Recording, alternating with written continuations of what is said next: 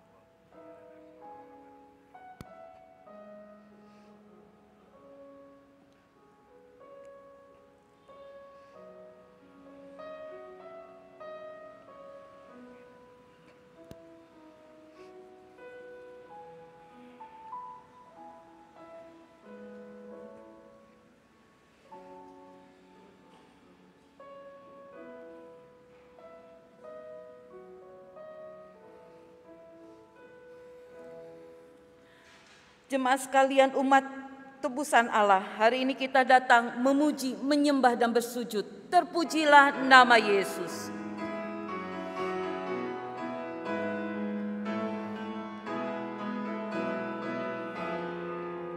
Terpujilah nama Yesus, malaikat bersujud, sembahkan mahkota mulia, beri hormat padanya, sembahkan mahkota mulia, beri hormat padanya.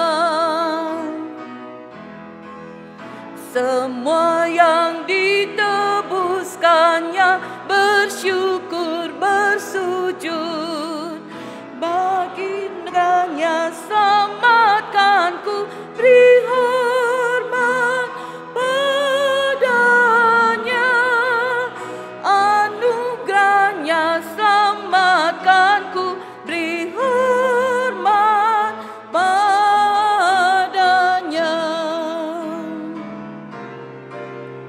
Bangsa-bangsa di dunia berhimpun bersujud, pandanglah hormat mulianya, beri hormat padanya, pandanglah hormat mulianya, beri hormat padanya.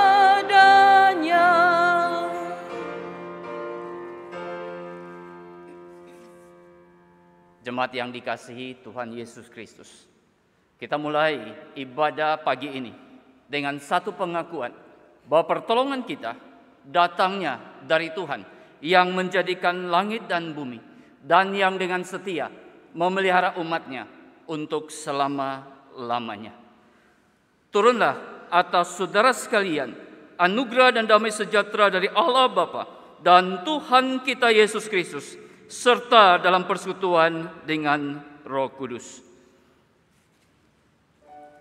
Segala puji, hormat, syukur.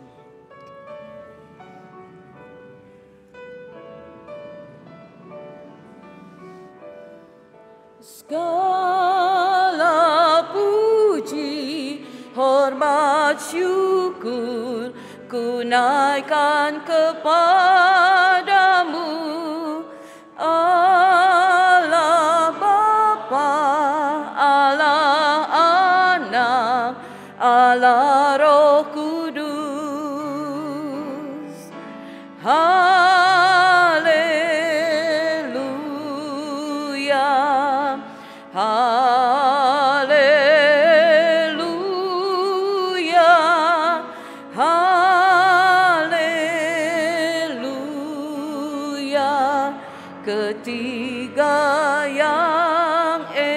segala puji, segala puji, hormat, syukur ku naikkan kepadamu, Allah Bapa, Allah Anak, Allah Roh Kudus. Haleluya,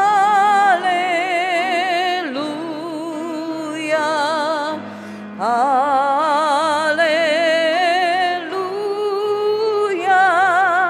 haleluya. Ketiga yang esa. Mari jemaat sekalian, dengan penuh kerendahan hati kita datang ke hadirat Tuhan, memohon pengampunan dosa dari Tuhan. Mazmur 85 ayat 6 dan 8. Untuk selamanya engkau murka atas kami dan melanjutkan murka-Mu turun-temurun. Perlihatkanlah kepada kami kasih setiamu ya Tuhan, dan berikanlah kepada kami keselamatan daripada-Mu. Mari jemaat sekalian kita tundukkan kepala kita berdoa. Dengan hati yang penuh syukur kami datang menghampiri hadirat-Mu. Kami bersyukur karena Engkau menebus kami di dalam Putra-Mu Tuhan Yesus Kristus. Dan dengan demikian kami boleh menjadi anak-anak-Mu. Bahkan Engkau memanggil kami untuk menguduskan hari Sabat dengan datang menyembah Engkau, beribadah kepadamu ya Tuhan. Kami menyadari saat kami menghampiri hadirat-Mu, atau ketika kami diperhadapkan dengan Engkau Bapa yang Maha Kudus, maka betapa kotornya kami, betapa berdosanya kami, betapa kami tidak layak untuk menghampiri hadirat Bapa yang Maha Kudus. Namun demikian, karena Kristus Yesus yang menjadi pengantara kami diberi keberanian untuk boleh datang ke hadapan-Mu, ya Tuhan. Dan kami tahu bahwa perjalanan kehidupan kami tidak selalu kami mampu menyenangkan Engkau. Tidak selalu kami dapat memenuhi standar daripada-Mu, ya Tuhan. Dan tentu saja ketika kami tidak memenuhi standar Engkau, itu adalah dosa yang masih kami hidupi. Betapa kami bergumul di dalam manusia baru kami dengan manusia lama yang saling bergolak, dan kadangkala kami dikalahkan oleh natur kami berdosa, manusia lama kami, sehingga kami jatuh di dalam dosa. Baik itu melalui perkataan bibir mulut kami, tingkah laku yang kami perbuat, bahkan pikiran yang kami pikirkan yang tidak berkenan di hati Tuhan. Bahkan ketika kami tidak melakukan apa yang Tuhan perintahkan, maka tentu kami mengecewakan Engkau. Kami menyakiti hati Tuhan. Kami mendukakan Allah Roh Kudus yang diam di dalam diri kami.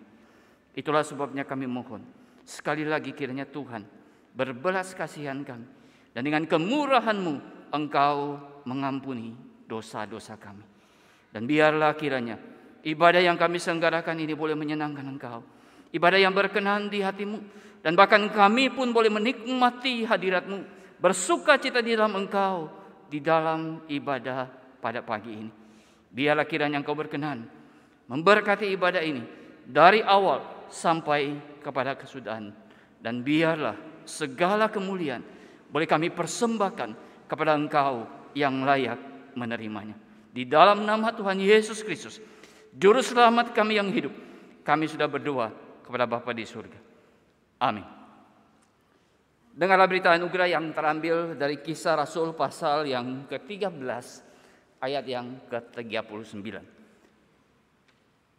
Dan di dalam Dialah setiap orang yang percaya memperoleh penebusan dari segala dosa yang tidak dapat kamu peroleh dari hukum Musa. Demikianlah berita anugerah dari Tuhan. Jemaat silakan duduk. Bapak Ibu jemaat sekalian, sebenarnya kita tidak layak di hadapan Tuhan karena dosa-dosa kita, tetapi darah domba Allah yang tercurah di Bukit Golgota yang melayakkan kita untuk menghadap hadirat-Nya. Sebenarnya aku tak layak.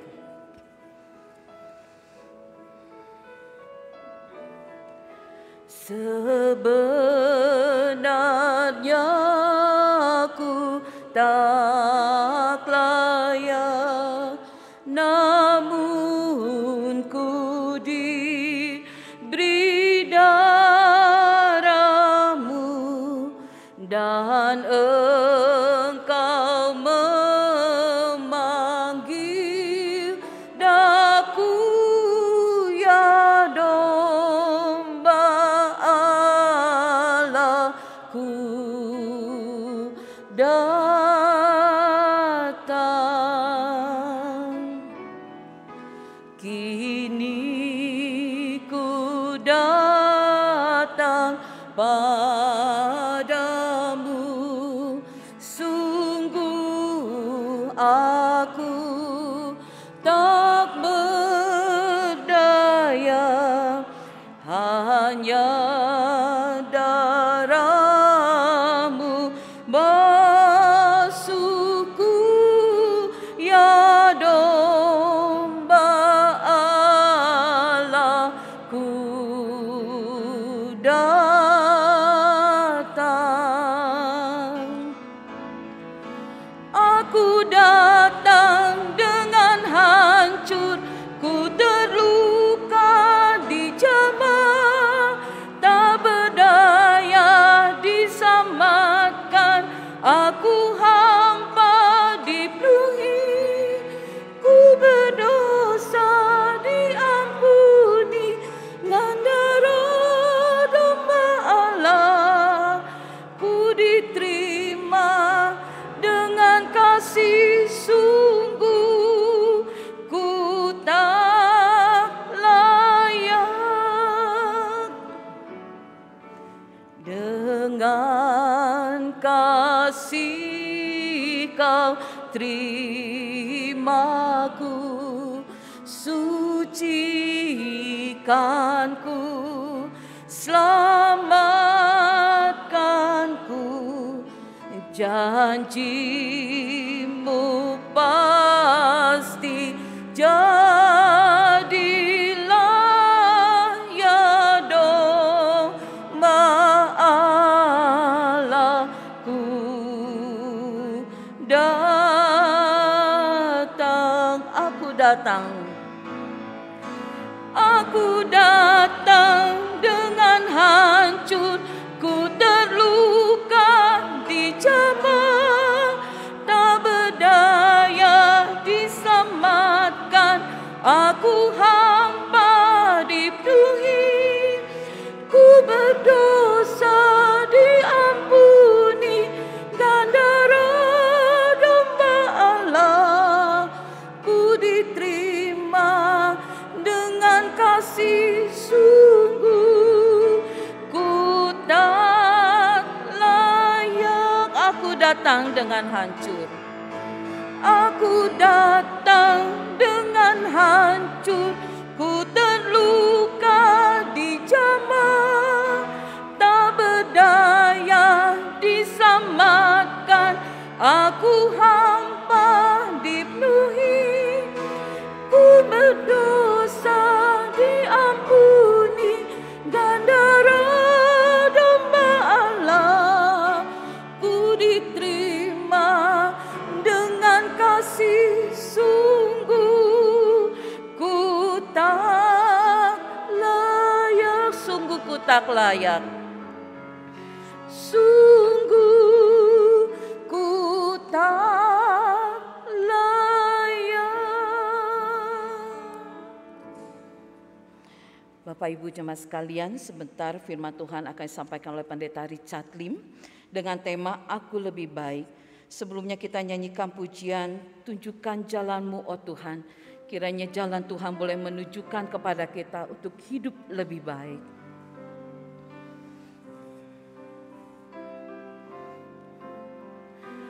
Tunjukkan jalan-jalanmu, oh Tuhanku. Mohon Kau pimpinku ke jalan-Mu, ke jalan yang lurus, memandang Tuhanku, terang sorga pimpinku ke jalan-Mu.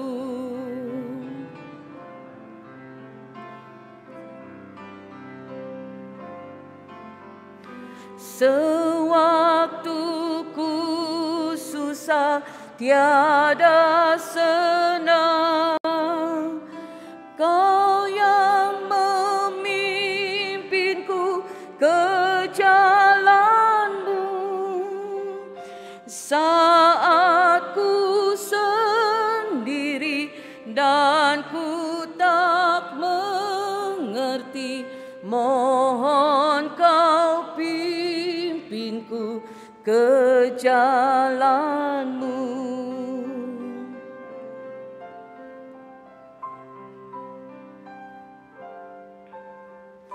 Saat awan gelap, ku takutlah,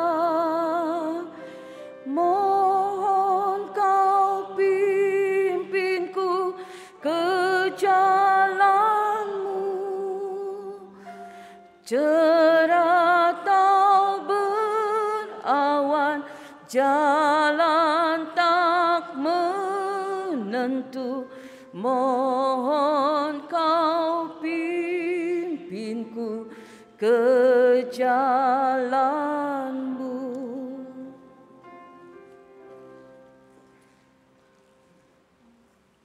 Mari kita tundukkan kepala kita berdoa. Sungguh ya Tuhan, kami harus akui bahwa sebelumnya kami adalah orang-orang yang sesat. Namun karena anugerah-Mu yang bekerja dalam hidup kami boleh menjadi percaya kepada Kristus Yesus, Putra-Mu yang tunggal itu. Namun demikian, di tengah-tengah perjalanan hidup kami sungguh membutuhkan petunjuk-petunjuk-Mu. Oleh karena seringkali kami menempuh jalan yang salah, jalan yang keliru. Tapi biarlah kiranya Engkau membawa kami di jalan-jalan-Mu, jalan-jalan kebenaran itu, yang betul-betul menuntun kami untuk memiliki hidup yang berkenan di hati-Mu, ya Tuhan. Sebentar lagi kami akan merenungkan kebenaran dari firman-Mu. Biarlah Engkau sendiri yang siapkan hati kami, agar hati kami sungguh terbuka, telinga kami juga terbuka untuk dengar-dengaran kepada apa yang Engkau ingin sampaikan kepada kami, ya Tuhan. Kami juga mau berdoa untuk hamba-Mu di dalam segala keterbatasan, kelemahan, bahkan dosanya sekalipun. Kiranya Engkau berkenan untuk memakainya untuk menyuarakan kebenaran dari firman Tuhan. Dan kuasa Roh Kudus-Mu bekerja untuk menjamah hati kami, membentuk pikiran kami, membentuk kehidupan kami yang semakin hari semakin menyerupai Yesus Kristus, agar hidup kami boleh berkenan dan memuliakan Engkau, serta menjadi berkat bagi orang-orang di sekeliling kami. Berbicara kepada kami ya Tuhan, karena kami siap untuk mendengarnya. Di dalam nama Putra-Mu, Tuhan Yesus Kristus, Firman yang telah menjadi manusia, kami sudah berdoa kepada Bapa di surga. Amin. Selamat pagi Bapak Ibu Saudara yang dikasihi Tuhan Yesus Kristus. Juga saya menyampaikan selamat Hari Ayah kepada para ayah. Karena memang minggu ketiga bulan Juni biasanya diperingati sebagai Hari Ayah Internasional. Nah saudara-saudara, sekalipun hari ini adalah Hari Ayah Internasional, tetapi khotbah yang akan disampaikan itu bukan di dalam rangka peringatan Hari Ayah Internasional. Tentu saudara bertanya, mengapa demikian? Saya menjawab bahwa yang mengikuti ibadah ini bukan para ayah saja, tetapi ada ibu-ibu juga Bahkan ada orang-orang yang belum atau tidak menikah. Itulah sebabnya firman Tuhan hari ini berbicara kepada semua kita, termasuk saya sebagai yang menyampaikannya. Dan tema hari ini yang akan kita pikirkan bersama-sama adalah aku lebih baik. Dan dasar daripada firman Tuhan yang akan kita renungkan itu terambil dari Lukas 18 ayat 9 sampai dengan ayat yang ke-14. Satu bagian yang saya kira sangat familiar dengan orang-orang Kristen, khususnya yang sudah lama menjadi orang Kristen. Dan barangkali bagian ini sudah sering dibaca. Nah, mari Bapak Ibu Saudara, untuk kita lebih memahami, kita lebih meresapi apa yang tertulis di dalam Alkitab dan yang nanti akan kita renungkan bersama-sama. Saya mengajak kita semua untuk membaca bagian firman Tuhan ini. Lukas 18 ayat yang ke-9 sampai dengan ayat yang ke-14. Lukas pasal 18 ayat 9 sampai 14. Mari saudara, kita membacanya bersama-sama. Dan kepada beberapa orang yang menganggap dirinya benar dan memandang rendah semua orang lain, Yesus mengatakan perumpamaan ini. Ada dua orang pergi ke bait Allah untuk berdoa, dan seorang adalah Farisi dan yang lain pemungut cukai. Orang Farisi itu berdiri dan berdoa dalam hatinya begini, "Ya Allah, aku mengucap syukur kepadamu karena aku tidak sama seperti semua orang lain. Bukan perampok, bukan orang zalim, bukan pesina, dan bukan juga seperti pemungut cukai ini. Aku berpuasa 2 kali seminggu. Aku memberikan 1/10 dari segala penghasilanku." Tetapi pemungut cukai itu berdiri jauh-jauh, bahkan ia tidak berani menengadah ke langit. Ia memukul diri dan berkata, "Ya Allah, kasihanilah aku orang berdosa ini." Aku berkata kepadamu, orang ini pulang ke rumahnya sebagai orang yang dibenarkan Allah, dan orang lain itu tidak. Sebab barang siapa meninggikan diri, ia akan direndahkan, dan barang siapa merendahkan diri, ia akan ditinggikan. Sampai sekian jauh pembacaan firman Tuhan hari ini. Nah, saudara-saudara sekalian, LAI memberi judul bagi perikop ini adalah perumpamaan tentang orang Farisi dengan pemungut cukai. Nah, saudara, ketika kita membaca ayat yang ke-9, maka jelas di sana diungkapkan perumpamaan yang Yesus ceritakan mulai dari ayat 10 sampai dengan 14 itu diperuntukkan kepada siapa? Jelas saudara, waktu kita membacanya di sana tertulis, dan kepada beberapa orang yang menganggap dirinya benar dan memandang rendah semua orang lain, Yesus mengatakan perumpamaan ini. Jadi jelas saudara, perumpamaan ini dikisahkan atau diceritakan dan ditujukan kepada beberapa orang yang menganggap dirinya benar. Nah saudara, kata beberapa orang ini tentu membuat saudara akan berkata kepada saya, "Iya, itu orang lain, bukan saya." Karena memang ini tidak dikatakan untuk semua orang, tetapi hanya beberapa orang. Tetapi permisi tanya saudara, apakah di antara saudara tidak pernah merasa saya lebih baik dari orang lain? Atau mungkin kita akan mengatakan, "Oh, saya tidak mengatakan seperti itu."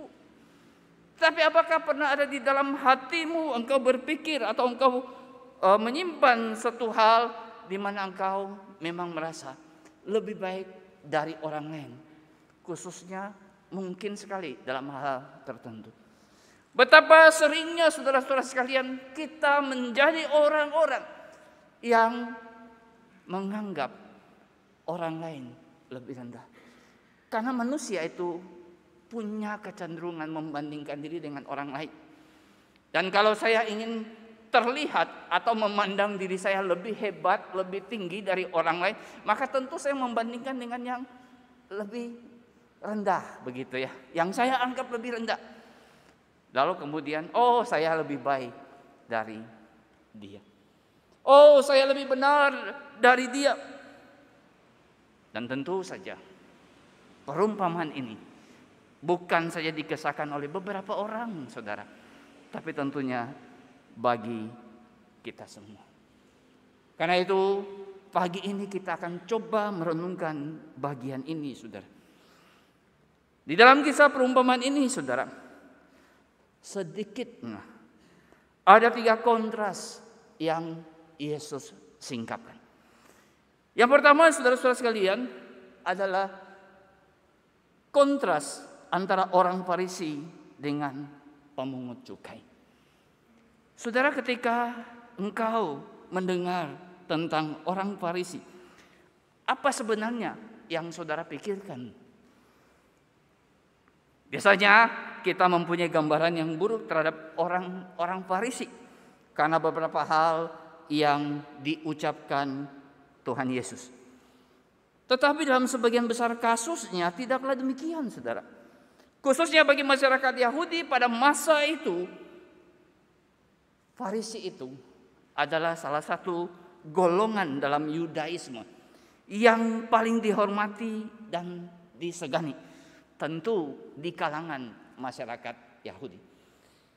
Jumlah mereka tidak pernah banyak, saudara. Paling banyak cuma mencapai kira-kira 3.000 orang dalam satu waktu.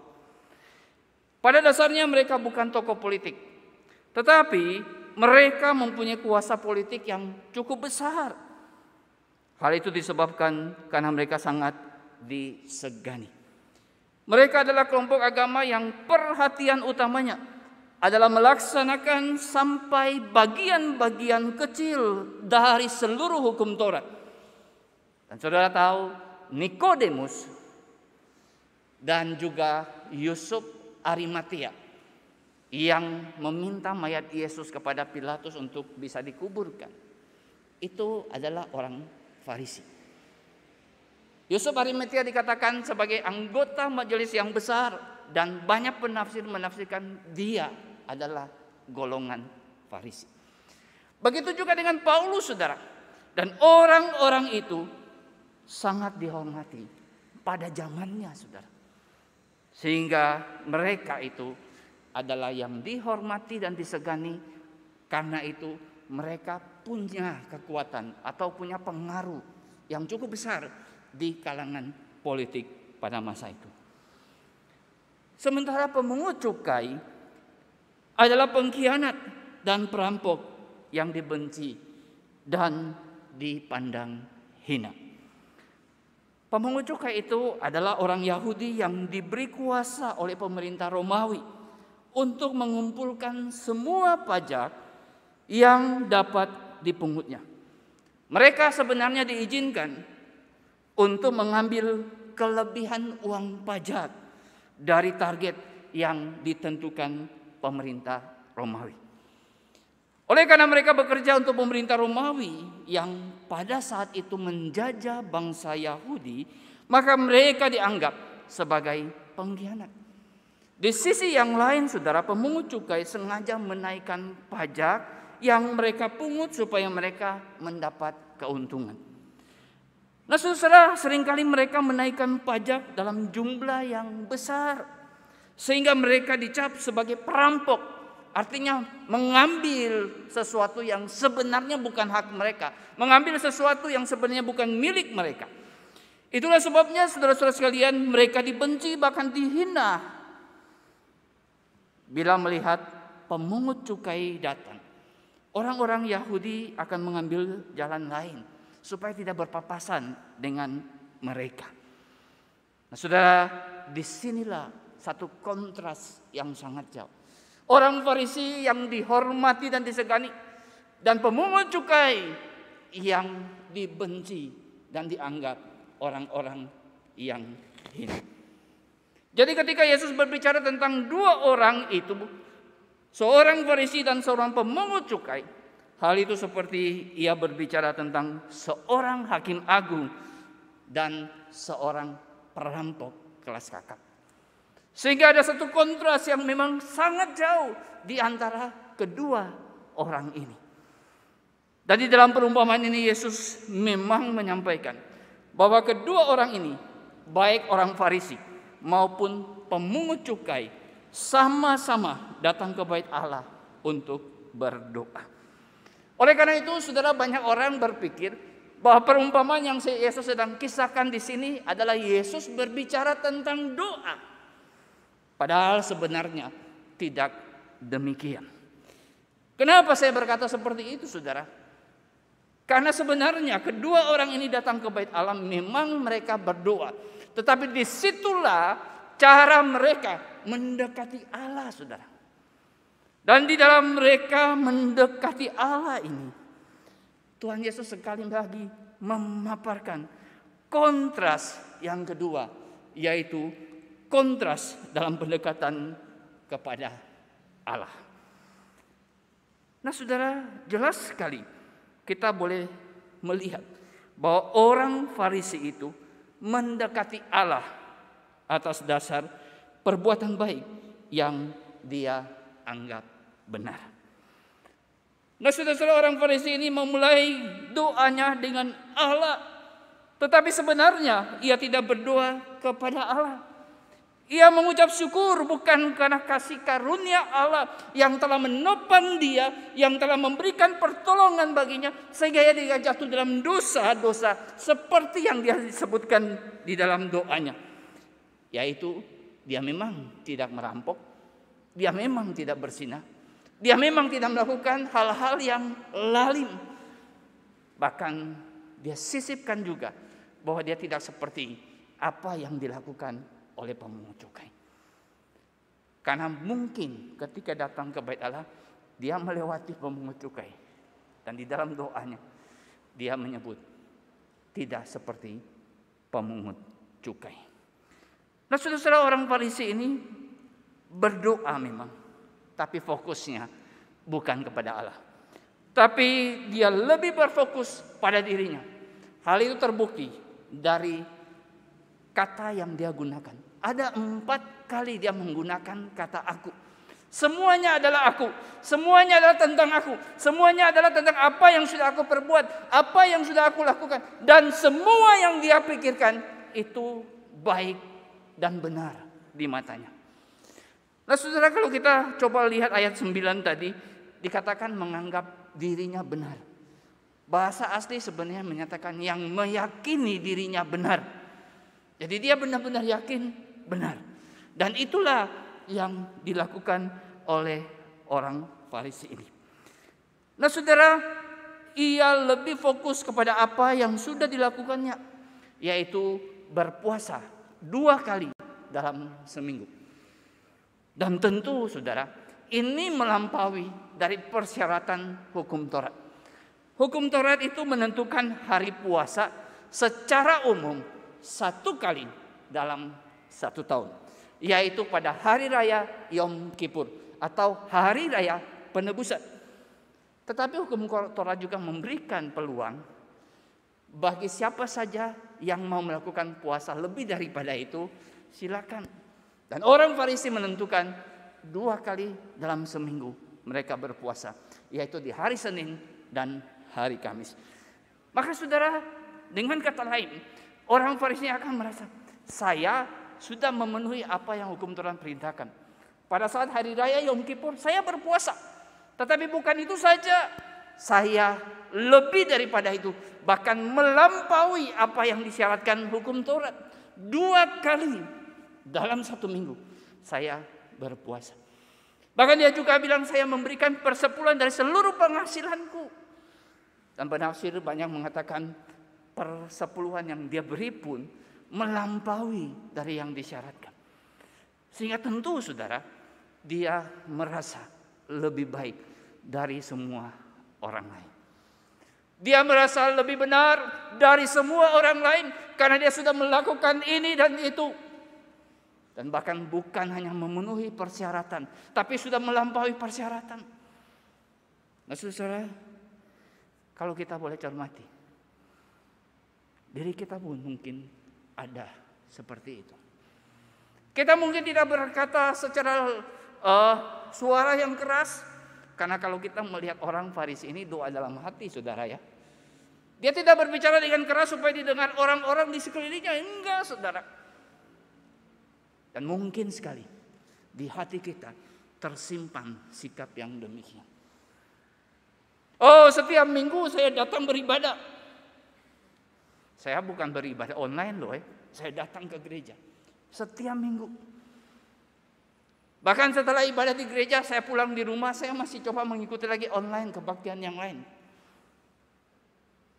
untuk dengar firman Tuhan. Maka saya bukan satu kali saja ibadah di hari Minggu, saya 2 kali ibadah di hari Minggu.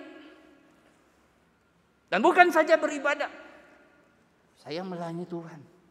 Saya melakukan lebih banyak dari orang lain. Sehingga akhirnya saya bisa menganggap diri saya lebih baik, diri saya lebih benar, karena segala sesuatu yang sudah saya lakukan.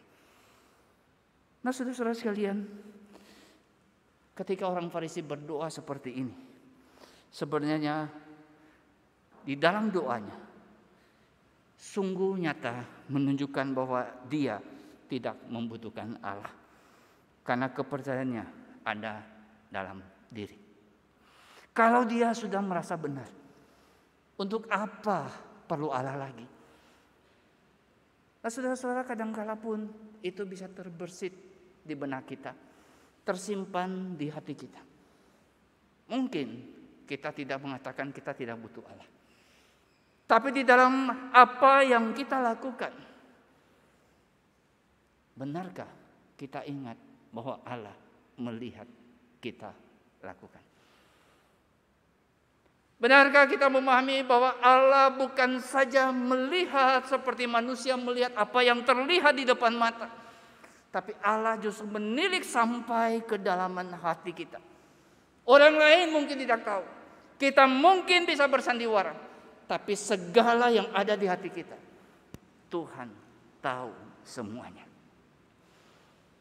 Oh, saudara-saudara sekalian, kalau hari ini kita masih menganggap diri kita benar, hari ini kalau kita merasa kita sudah melakukan ini dan itu, lalu kita menganggap diri kita sudah baik, diri kita sudah benar, hati-hati saudara. Jangan kita selalu menilai buruk kepada orang Farisi, tapi mungkin sekali kita ada seperti mereka. Nah, saudara-saudara, waktu saudara berpikir saudara lebih baik, saudara lebih benar, lalu kemudian ketika saudara berdoa kepada Tuhan, apa yang saudara minta ternyata tidak dipenuhi Tuhan, tidak dikabulkan.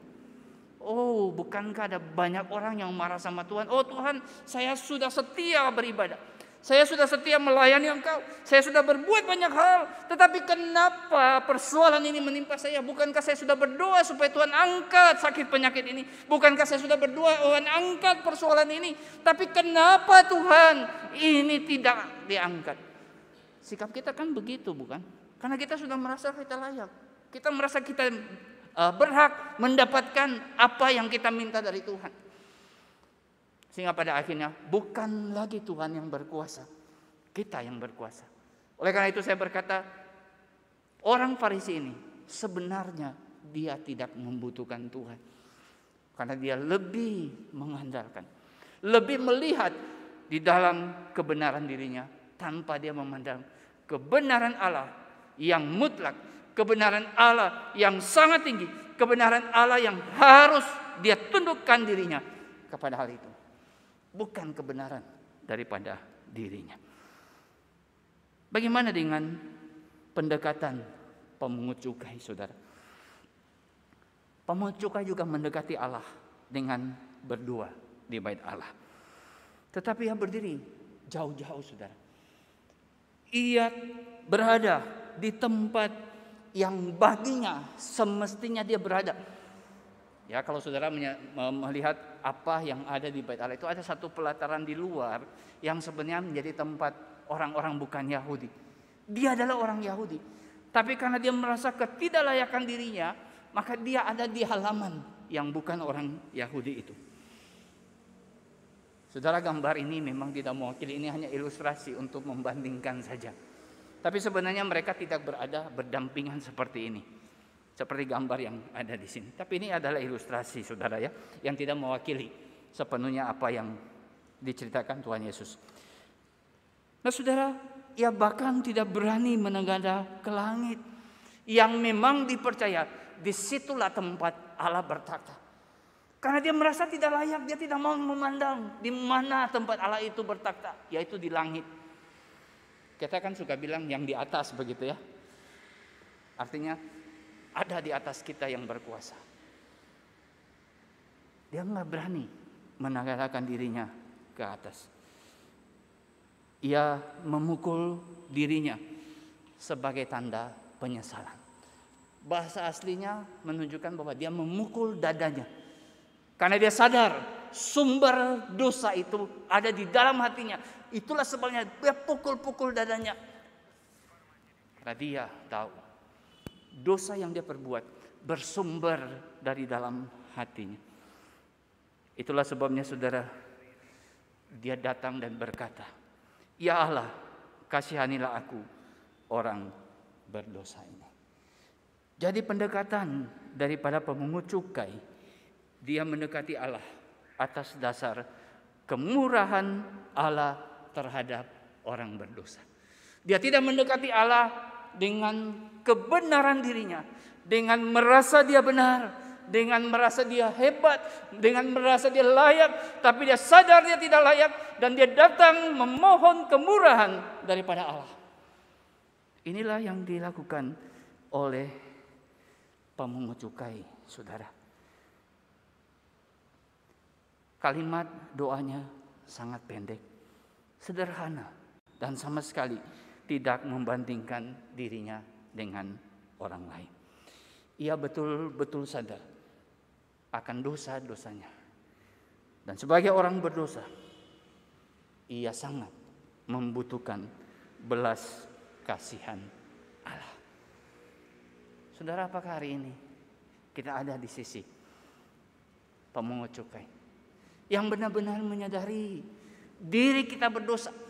Saudara, jikalau kita membandingkan dengan orang lain yang mungkin hidup gak karu-karuan, hidup penuh dosa, kita bisa melihat diri kita baik.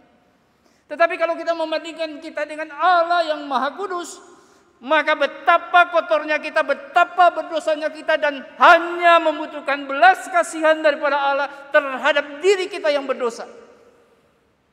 Bukan kita yang bisa melakukan ini dan itu. Kalaupun kita bisa, semata-mata karena kasih karunia Allah yang memampukan kita untuk melakukan apa yang Allah kehendaki. Itulah sebabnya saudara sekalian, kalau kita mau hidup di dalam terang firman Tuhan, kalau kita mau hidup untuk menyenangkan hati Tuhan, tidak ada cara lain selain kita bersandar pada kemurahan Allah, meminta pertolongannya, biarlah belas kasihannya, anugerahnya melimpah dalam hidup kita, supaya kita bisa hidup menyenangkan Dia.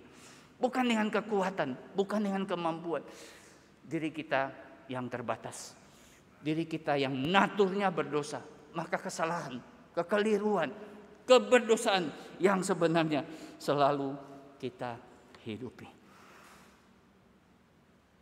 Nah saudara sekalian, di akhir cerita ini, cerita perumpamaan ini, Yesus membuat satu kesimpulan tentang apa yang diperoleh kedua orang ini. Kesimpulannya itu ada di ayat yang ke-14. Apa sebenarnya yang diperoleh kedua orang ini? Dan disinilah kita menemukan kontras yang ketiga, yaitu kontras tentang apa yang diterima kedua orang ini. Nah saudara-saudara, kita tahu orang Farisi itu tidak dibenarkan karena perbuatan baiknya. tidak dibenarkan berdasarkan perbuatan baik.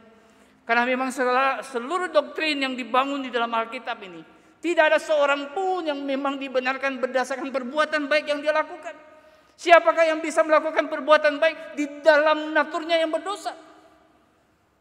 Nah, hari ini saudara, kalau engkau bilang bisa melakukan perbuatan baik untuk menyenangkan hati Tuhan dengan kekuatanmu, bukan karena pertolongan Tuhan, saudara sedang menghina apa yang Allah kerjakan. Saudara sedang merendahkan apa yang Allah kerjakan. Karena saudara merasa dirimu hebat. Oh saudara-saudara sekalian, jangan pernah kita mendekati Allah berdasarkan perbuatan baik. Lalu kita merasa layak. Kita menuntut Allah untuk memenuhi apa yang saya inginkan. Kita menuntut Allah untuk melakukan apa yang kita inginkan. Enggak saudara. Tetapi justru kita harus menundukkan diri kita. Dan biarlah Dia yang bekerja. Biarlah Dia yang berkarya dalam kehidupan kita. Saudara, orang Farisi ini merasa dirinya baik. Karena itu dia merasa benar. Dan orang yang merasa benar tidak pernah menyadari dia orang berdosa yang membutuhkan belas kasihan Allah. Kalau orang tidak pernah menyadari dia orang berdosa, maka tentu saja dia tidak membutuhkan juru selamat. Hanya orang yang merasa, orang yang menyadari dia orang berdosa, dan dia tidak akan mampu menyelamatkan diri. Disitulah dia berharap pertolongan Tuhan. Disitulah dia mau datang kepada juru selamat yang akan mengampuni dosa-dosanya. Kalau saya tidak berdosa, ngapain saya datang ke juru selamat? Saya kan tidak butuh pengampunan dosa karena saya benar kok. Saya tidak berdosa. Ketika saya merasa saya berdosa, maka saya akan datang kepada juru selamat dan memohon kiranya dia mengampuni dosa-dosa saya. Nah, saudara, orang Farisi tidak punya sikap seperti itu. Bagaimana dengan pemungut cukai, saudara? Pemungut cukai dibenarkan Allah karena iman yang berdasarkan anugerah Allah. Saudara akan protes sama saya. Dari mana saya menyimpulkan ini? Bagaimana saya bisa berkata bahwa pemungut cukai itu dibenarkan Allah karena iman yang berdasarkan anugerah Allah? Nah, saudara, ketika Yesus mencitrakan perumpamaan ini, Ia sangat teliti dalam menggunakan kata-kata. Khususnya kata yang diucapkan oleh pemungut cukai.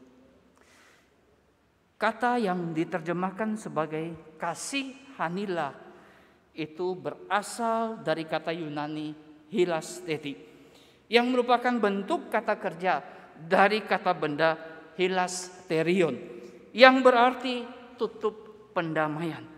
Nah, saudara tentu tanya, apa itu tutup pendamaian?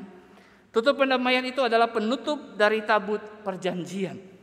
Nah, sejak bait Allah itu dibangun oleh Salomo sampai di masa Tuhan Yesus datang ke dalam dunia, di masa Tuhan Yesus hidup, tabut perjanjian itu ditempatkan di ruang Maha Kudus.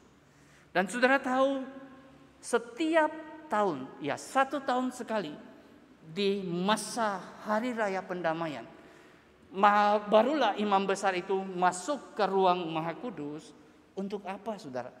Dia masuk membawa darah domba jantan yang disembelih sebelumnya, untuk dia percikan di atas tabut perjanjian. Dan atas tabut perjanjian itulah tutup pendamaian. Nah, saudara, domba jantan yang disembelih itu adalah domba yang mati menggantikan orang berdosa. Ini konsep perjanjian lama, saudara, ya. Domba jantan disembelih adalah satu pengganti yang adalah korban tak bersalah yang mati di tempat orang berdosa seharusnya mati.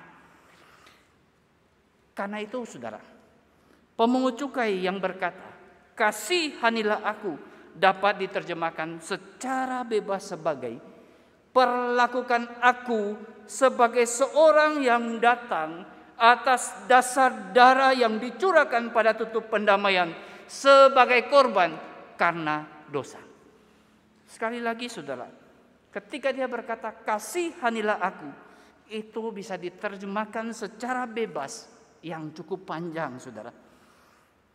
Yang adalah perlakukan aku sebagai orang yang datang atas dasar darah yang dicurahkan pada tutup pendamaian sebagai korban karena dosa.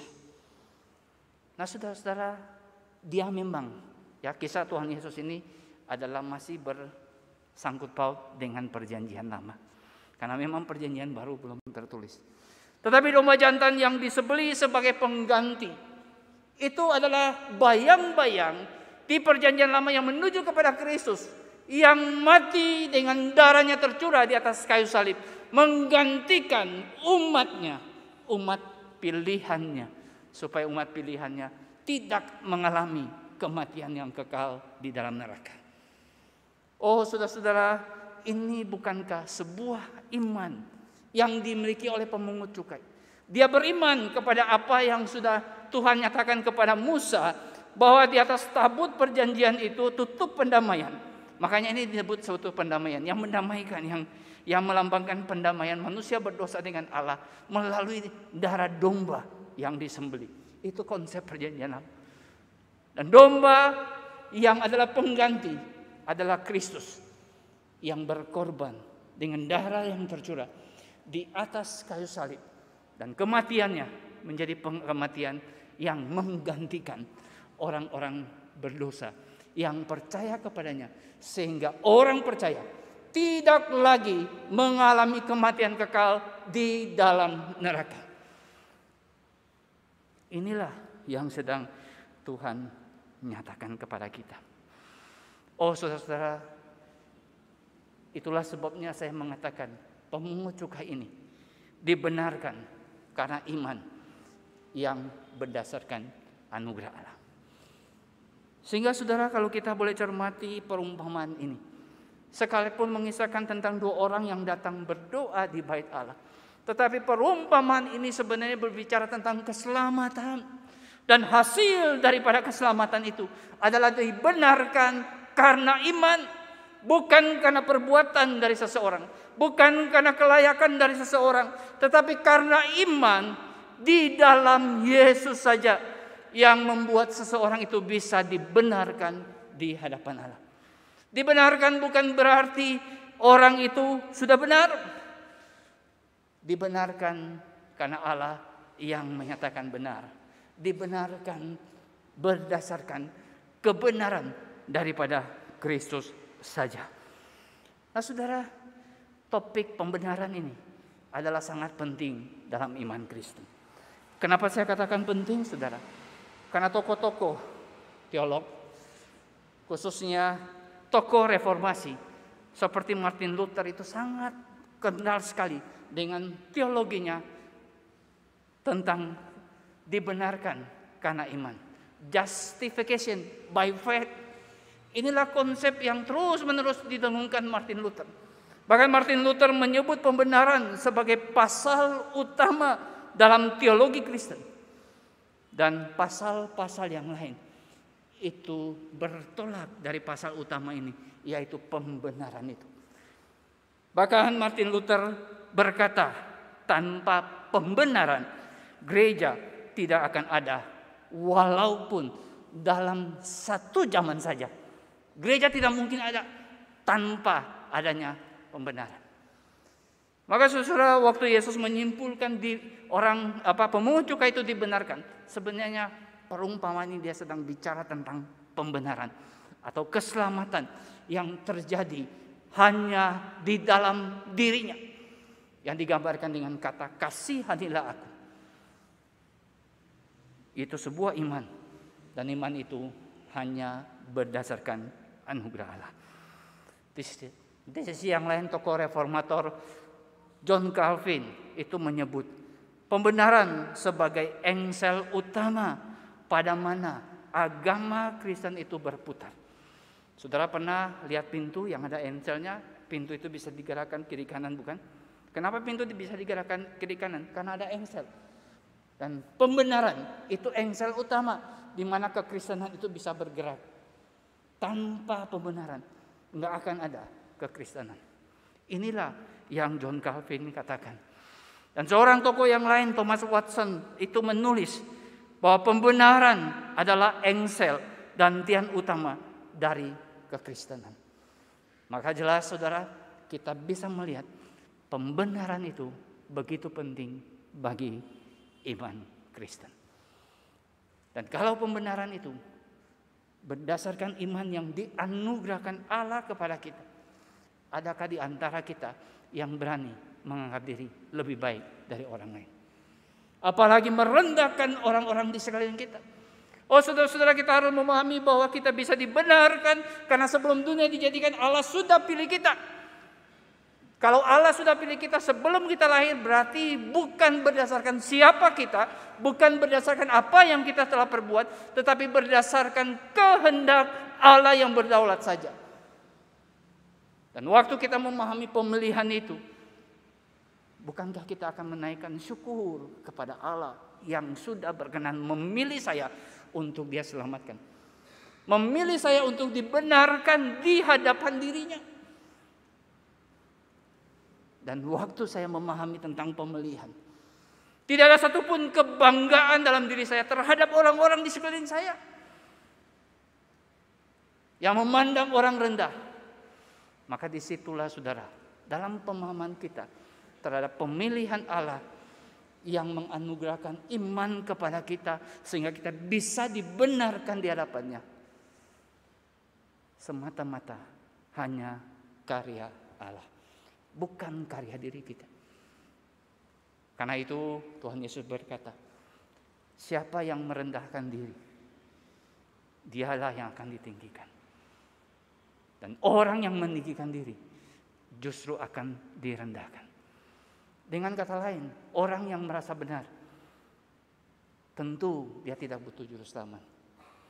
Maka dia pasti akan direndahkan di api neraka.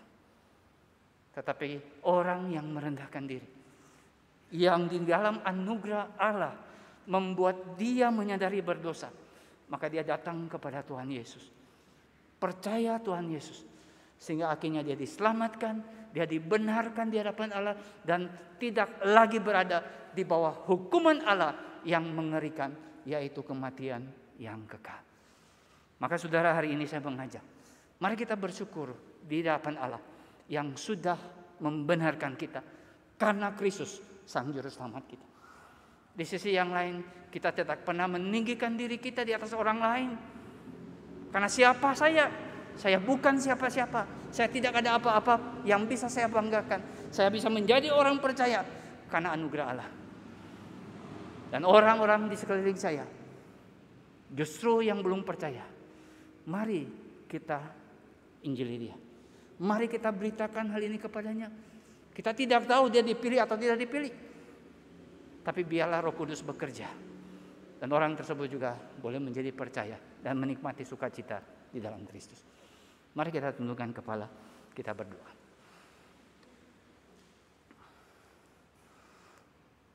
Sungguh kami mengucap syukur kepadamu ya Tuhan, karena anugerah-Mu lah Engkau menyelamatkan kami.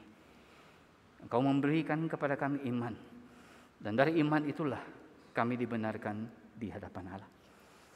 Ajar kami ya Tuhan untuk selalu bersyukur untuk karya anugerah-Mu dalam hidup kami. Dan dengan hati yang penuh syukur itu, kami boleh menghidupi apa yang Tuhan inginkan, sehingga kehidupan kami sungguh boleh memuliakan Engkau. Jangan pernah mengizinkan kami atau membiarkan kami meninggikan diri kami sehingga kami akhirnya direndahkan. Tapi biarlah kami memiliki kerendahan hati di hadapan Engkau, dan biarlah Engkau sendiri yang akan meninggikan kami di dalam kehendak-Mu yang berdaulat. Terima kasih Bapa Surgawi. Terpujilah nama-Mu Bapa. Dalam nama Tuhan Yesus kami sudah berdoa. Amin.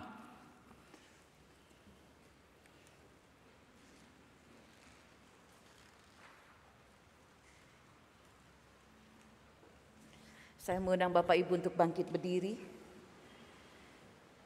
Marilah kita bersama-sama dengan gereja di segala abad dan di segala tempat mengaku pengakuan iman rasuli yang berbunyi demikian. Aku percaya kepada Allah, Bapa yang Maha Kuasa, Khalik langit dan bumi, dan kepada Yesus Kristus, anaknya yang tunggal Tuhan kita, yang dikandung dari Roh Kudus, lahir dari anak darah Maria, yang menderita sengsara di bawah pemerintahan Pontius Pilatus, disalibkan, mati dan dikuburkan, turun ke dalam kerajaan maut. Pada hari yang ketiga, bangkit pula dari antara orang mati, naik ke surga, duduk di sebelah kanan Allah, Bapa yang Maha Kuasa, dan dari sana Ia akan datang untuk menghakimi orang yang hidup dan yang mati. Aku percaya kepada Roh Kudus, gereja yang kudus dan am, persekutuan orang kudus, pengampunan dosa, kebangkitan tubuh, dan hidup yang kekal. Amin. Jemaat persilakan duduk. Bapak Ibu, kita akan memberikan persembahan, bisa mentransfer ke rekening gereja atau dengan QR code, dan untuk Bapak Ibu yang beribadah di gereja bisa memasukkannya dalam amplop persembahan, dan saat pulang kita bisa masukkannya dalam kotak persembahan. Dalam kehidupan kita sehari lepas sehari, tanpa kita sadari, kita suka menganggap diri kita benar, diri kita sudah baik. Kita tidak pernah rendah hati, kita ada dalam gelap. Tetapi saat Tuhan Yesus memberi kita iman, ada terang dalam kehidupan kita. Ku tak pernah rendah hati.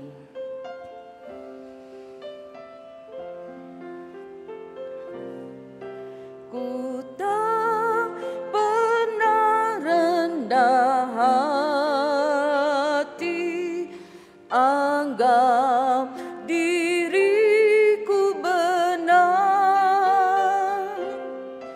hingga kau nyatakan dirimu, baru ku merebah.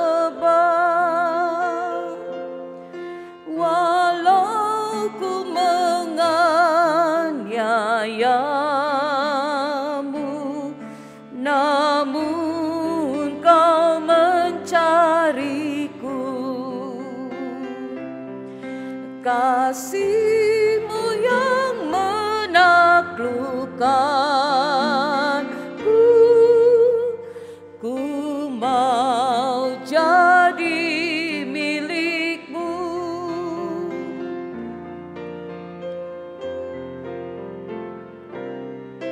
Ku hidup di dalam gelap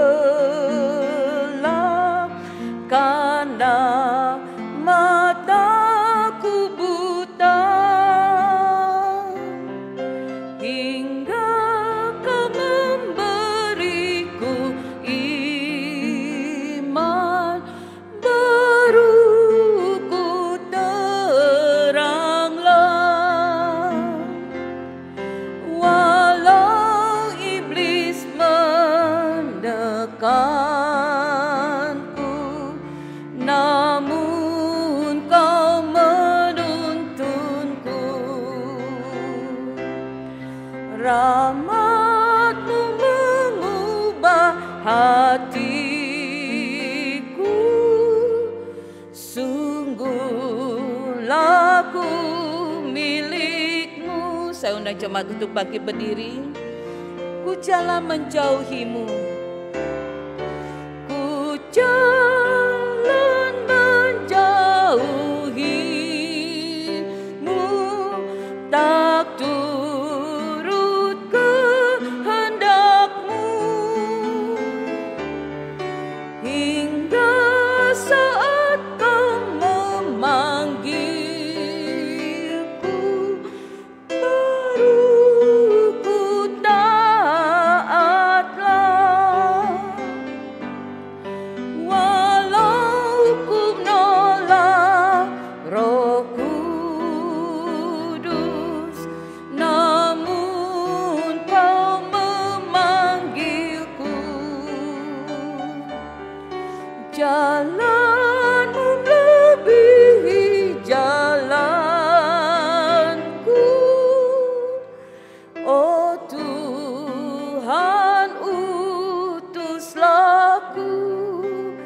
membawa persembahan, saya minta dengan hormat Pendeta Helmi boleh memimpin kita dalam doa.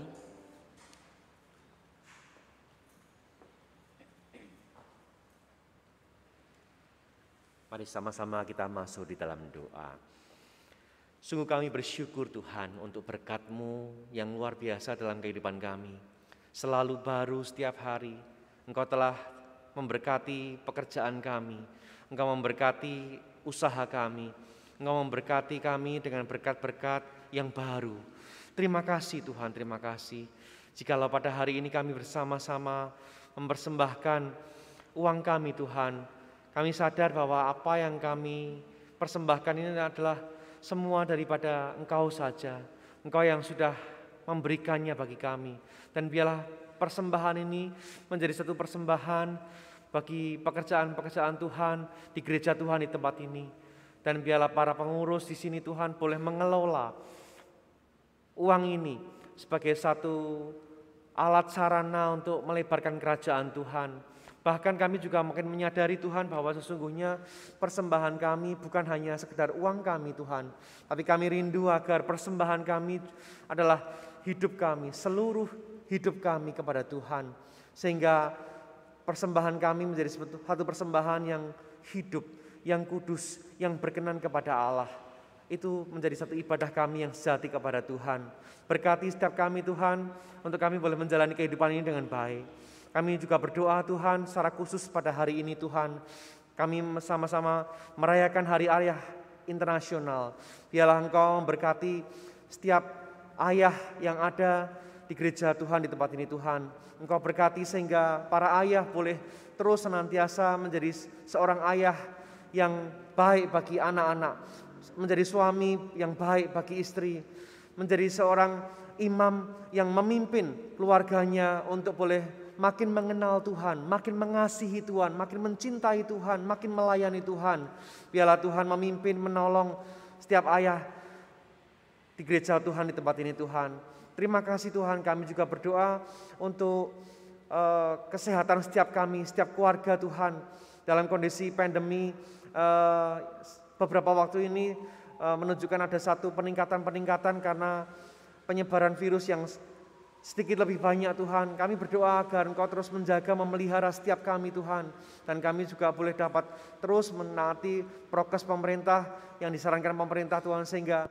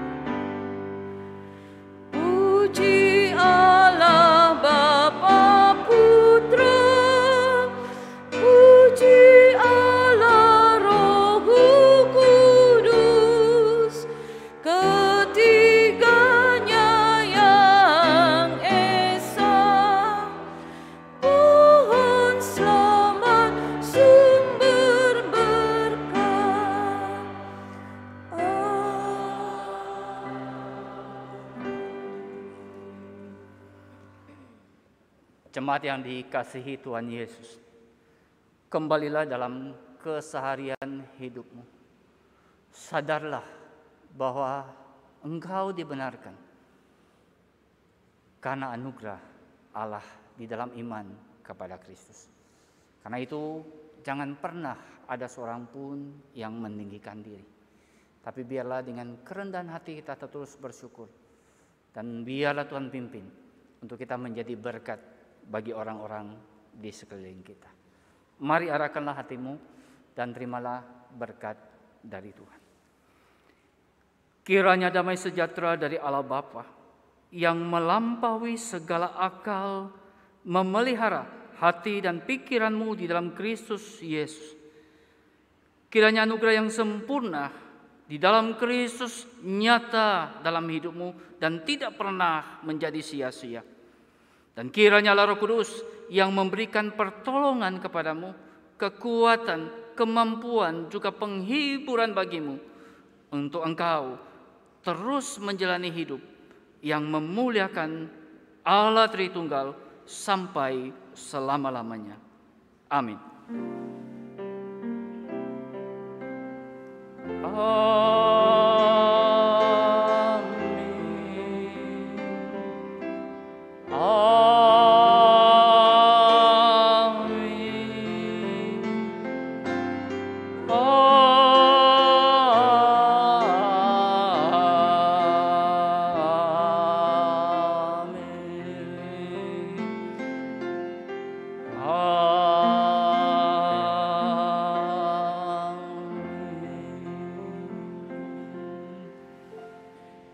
Jemaat dipersilakan untuk duduk kembali. Bapak Ibu, Saudara yang dikasihi Tuhan, ada beberapa warta yang perlu kami wartakan yang menjadi penekanan pada hari ini. Yang pertama, saudara-saudara sekalian, pembinaan iman Kristen yang biasa kita selenggarakan di setiap hari Jumat malam secara online, sehingga tidak membutuhkan waktu perjalanan. Saudara bisa langsung mengikuti di rumah, baik melalui aplikasi Zoom ataupun live YouTube. Nah saudara, untuk Jumat ini tanggal 24 Juni 2022, tema yang diangkat adalah Family Discipleship yang dibawakan oleh penginjil Ishak Beriman. Lalu kemudian Bapak Ibu Saudara sekalian, di setiap minggu pertama setiap bulan ya, minggu pertama setiap bulan kita menyelenggarakan sakramen atau menjalankan sakramen perjamuan kudus yang dilakukan secara tatap muka saja, tidak dilakukan secara online.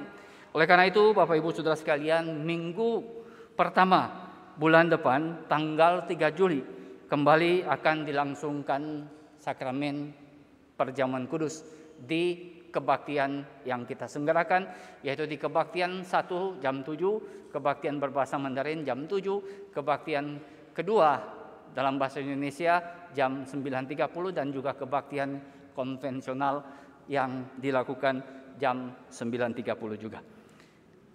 Lalu kemudian Bapak Ibu Saudara sekalian,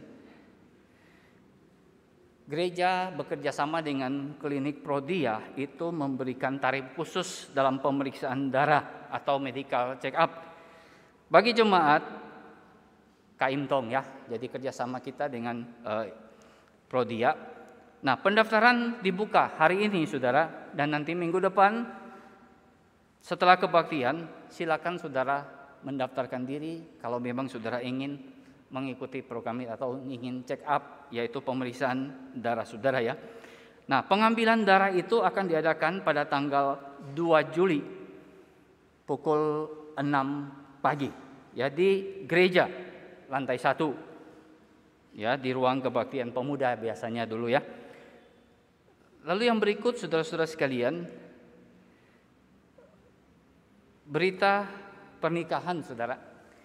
Majelis Jemaat mengucapkan selamat dan berbahagia kepada Alvin Christian dan Feren Nathanael Tan yang telah melangsungkan pemberkatan nikah pada hari Sabtu kemarin di tempat ini.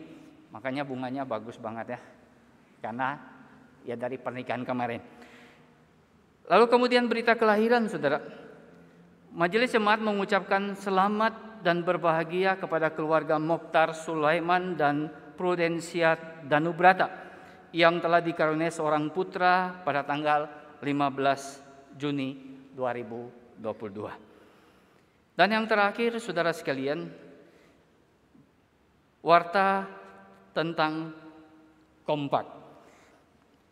Nah saudara, pada tanggal 8 sampai 10 Juli nanti GKIM Kaimtong Bandung akan bekerja sama dengan Kompak Nasional mengadakan beberapa event di GKIM Kaimtong Bandung. Yang pertama yaitu tanggal 3 Juli. Ya, ini ada video barangkali ya. Bisa ditayangkan video dulu.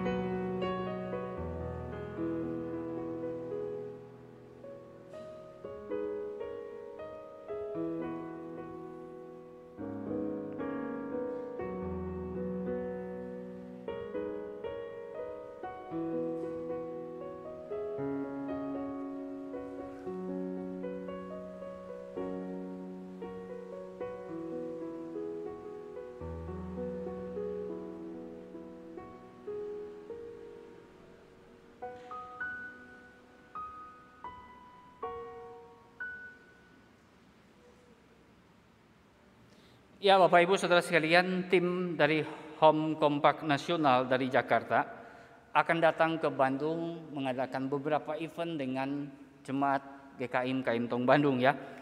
Yang pertama Saudara, pada tanggal 8 Juli 2022 itu ada dinner parent and teens, yaitu pukul 18.30 sampai selesai.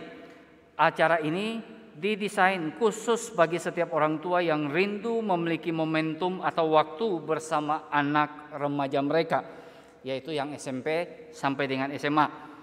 Dan ini terbatas hanya buat 20 keluarga. Informasi dan pendaftaran paling lambat tanggal 27 Juni 2022 kepada penginjil Ishak Beriman. Event yang kedua yaitu pada tanggal 9 Juli ini Idul Adha ya. Nah, maka akan diadakan satu event atau kegiatan Fathers and Kids. Mulai pukul 6 sampai selesai ya, sampai siang. Acara ini didesain khusus bagi para orang tua, secara khusus para ayah, agar bisa bermain dan mendukung anak-anak mereka yang berusia 4 sampai 12 tahun. Sekali lagi, terbatas buat 20 keluarga. Informasi dan pendaftaran paling lambat 27 Juni 2022 kepada penginjil Ishak Beriman. Dan event yang ketiga, yaitu di hari Minggu tanggal 10 Juli 2022 akan diadakan ibadah khusus intergenerasi, yakni ibadah yang didesain bagi keluarga, sehingga setiap anggota keluarga dari anak-anak sampai opa-oma bisa beribadah bersama-sama dalam satu kebaktian. Dan event ini akan dilaksanakan di gereja kita pada tanggal 10 Juli hari Minggu pukul 9.30 di ruangan ibadah lantai 3 ini. Ya, jadi saudara bisa memperhatikan, mari saudara kita dukung dalam doa. Kiranya Tuhan menyertai seluruh persiapan acara, dan saudara yang ingin mendaftar segera mendaftar karena kuota terbatas. Kiranya Tuhan memberkati kita semua. Dan terima kasih untuk perhatian saudara sekalian.